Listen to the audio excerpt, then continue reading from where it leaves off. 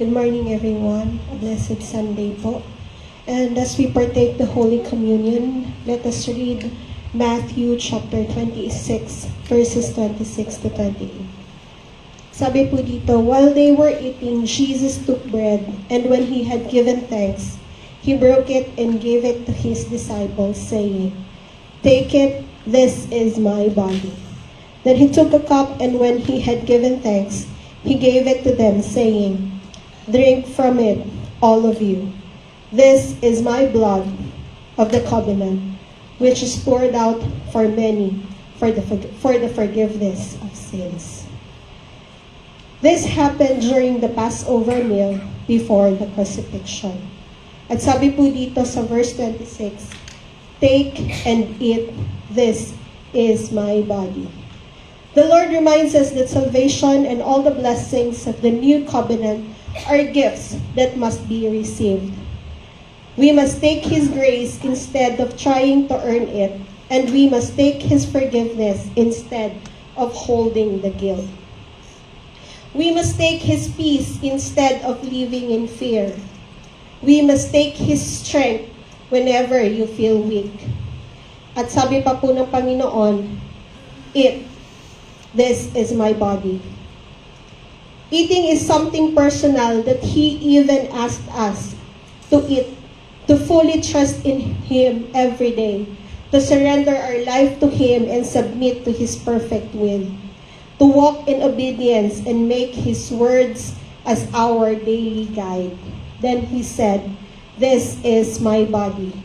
The Lord is telling us to remember His sacrifice on the cross, His humiliation, His broken body, so that we can be reconciled with Him. On verse 27, He says, "Drink from it, all of you." Jesus did not reserve the cup for a selected few. He said, "All of you." So it is a reminder that God's grace is extended to all who trust in Him. Jesus invites every believer to share the cup. It is a shared act of faith that unites every believer with Christ and one another. And in verse 28, sabi po dito, "This is my blood of the covenant for the forgiveness of sins." Blood of the covenant, in the Old Testament, covenants were confirmed with the blood.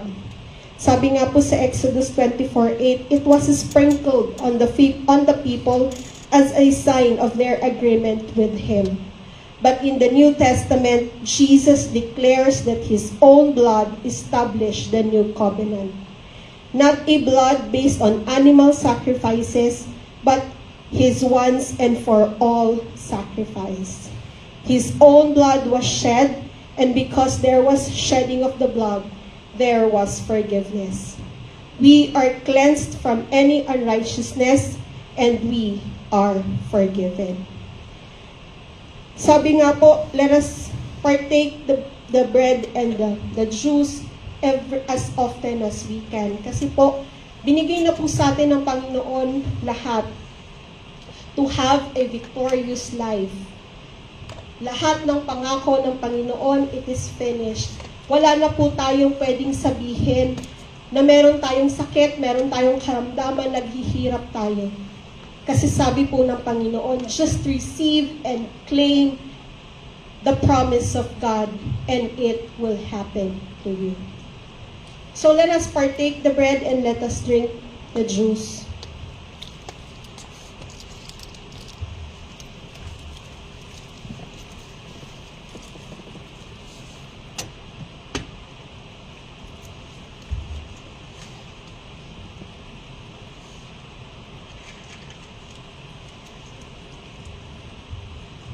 Heavenly Father, we thank you for your great love to us, O God.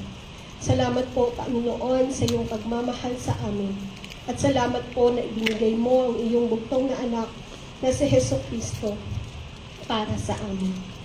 Thank you, Lord Jesus, for dying on the cross at sa katawang ginayubay. Na sa pamamagitan nito, Panginoon, pinapaalala mo sa amin that we are forgiven. We are cleansed.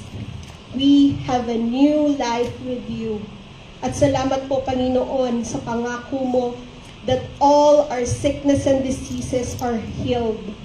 Salamat po, Panginoon, na sa aming kahinaan, you made us strong, Panginoon. Sa aming kahirapan, Panginoon, you made us rich, Lord God. Salamat po, Panginoon, and we thank you, Holy Spirit, for continue reminding us that we have to walk in righteousness. We thank you, dear Lord. We thank you, Heavenly Father. We thank you, Holy Spirit. Maraming salamat po, Panginoon, sa iyo ang lahat ng papuri at pasasalamat sa tanging pangalan ng Panginoong Jesus. Amen.